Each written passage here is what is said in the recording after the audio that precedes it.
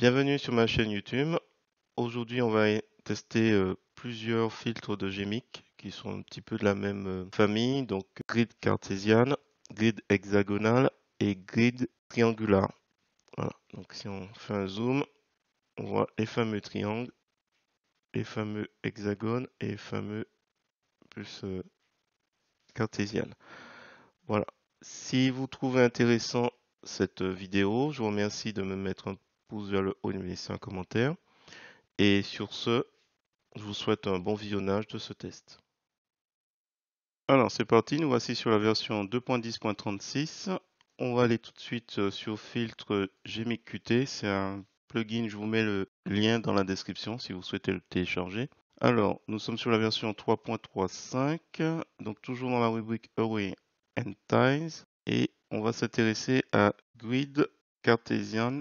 Donc sachant que j'ai déjà vu le précédent, qu'on a déjà fait tous ces filtres avant. Et là, il y a seulement deux paramètres, toujours par David, et on a quelque chose d'assez basique. Donc c'est à 10. C'est des tailles là, comme on peut le voir, c'est des tailles. Alors, comme dans une précédente vidéo, on a les tailles X size. Alors, ça a l'air d'atteindre l'aspect horizontal de l'image. Et Y size.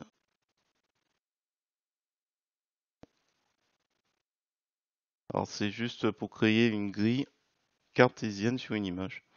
Donc, je pense que quand les paramètres sont ont des petites valeurs, ça a un intérêt. Alors, si on va trop loin, on voit plus trop l'image. Voilà, je suis assez basique. Peut-être qu'on pourrait enchaîner sur les autres. Donc résolution, là, pour le coup, ça fait des hexagones. Outline, c'est les traits, l'épaisseur des traits. Alors je vais pas faire de, si je vais les faire. Ce sera l'occasion de montrer autre chose. Donc je reviens sur Cartesian. Donc Cartesian, bon, on a compris un peu le principe, même si j'aurais un peu de mal à expliquer la relation entre 127 et 127. Là, si on va à 512, il traite sur un bloc.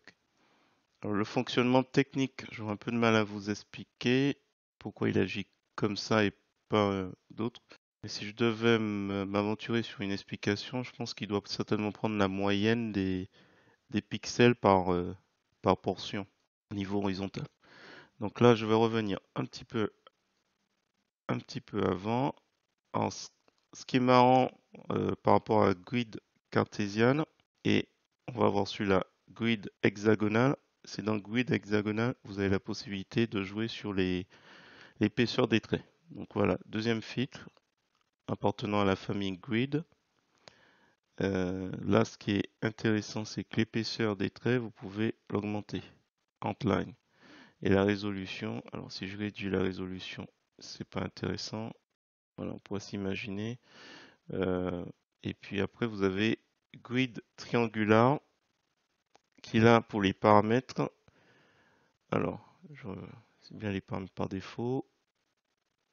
Alors, on a pattern width, donc largeur, hauteur et type qu'on peut choisir si on préfère plutôt cubique. Ah, c'est intéressant ça.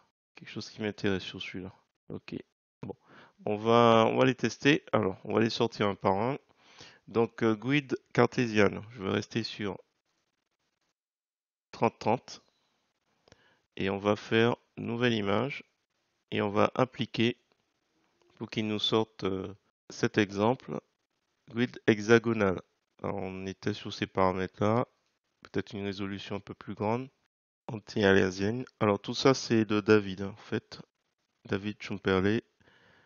Alors, attention, en sortie, je vais sur une nouvelle image, un nouveau projet, encore David Chumperley. Alors, là, je remets les paramètres par défaut. La largeur est de 10 et là 18 en hauteur. Donc j'imagine que si j'augmente la hauteur, ça s'allonge. Et la largeur, ok. Ça pour le coup c'est triangulaire, horizontal, vertical. Quand c'est dans l'autre, attends, vertical, horizontal, j'ai pas bien repéré. vertical, croisé. Ok, cubique, bon ça, il n'y a pas de difficulté. Ensuite, alors celui-là, decreasing, increasing. La traduction, je veux pas trop m'y risquer, mais bon, décroissant peut-être, décroissant et croissant. Et là, on peut choisir aussi la couleur des traits. Alors pour celui-là, qu'est-ce qui va m'intéresser? Plutôt cubique. On va voir cubique dans un deuxième temps. Quelque chose qui m'intéresse là-dedans. Alors on va rester avec horizontal. Le premier était pas mal en fait. Je vais rester sur celui-là. Les paramètres par défaut. Quitte à rajouter du rose. Voilà. Du coup, en sortie, nouvelle image. On va appliquer. Voilà. OK. Donc voilà les trois essais. Je le vois en grand. Alors, c'est légèrement augmenté par rapport à la taille, puisque j'imagine que les traits prennent aussi un peu de place. On était à 1047 par 1280. Et là, il a pris 3 pixels en largeur et 10 pixels en hauteur. Voilà. Alors, ce qui est marrant, c'est qu'à 50, qu'à 33%, on voit l'image, mais plus on se rapproche, en regardant de loin, que peut-être des effets en trompe-l'œil à tester. Allez, il y avait une chose que je voulais vérifier. Nouvelle image. Donc si je fais orientation visage, hop. Donc j'ai pris un modèle tout en blanc. Quelque chose qui pourrait être peut-être intéressant, c'est de créer en fait une grille. Voilà, une grille toute simple. Alors, couleur noire. Ah, il a mis le canal alpha au fait à 128. Donc c'est semi-transparent. Voilà, couleur noire. Et j'ai retiré. Hop, donc couleur noire, ok. Donc là, il n'y a pas de souci. Et ce que je vois, c'est 10, 10, 18. Alors pourtant, le cube est censé... Je m'interroge juste au niveau du cube. C'est marrant ça. En 10, 18, ça paraît plus cubique que... Alors c'est vrai que c'est un peu de côté.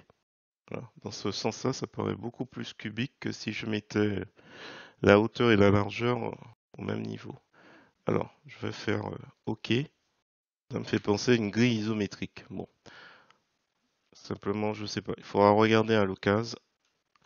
Voilà, j'ai terminé sur ça. Si vous avez trouvé intéressant cette vidéo, je vous remercie de mettre un pouce vers le haut et de me laisser un commentaire. Et sur ce, je vous dis à bientôt pour d'autres tutos et filtres sur Gmic, sur GIMP aussi et sur LibreOffice. Et sur ce, je vous dis à bientôt.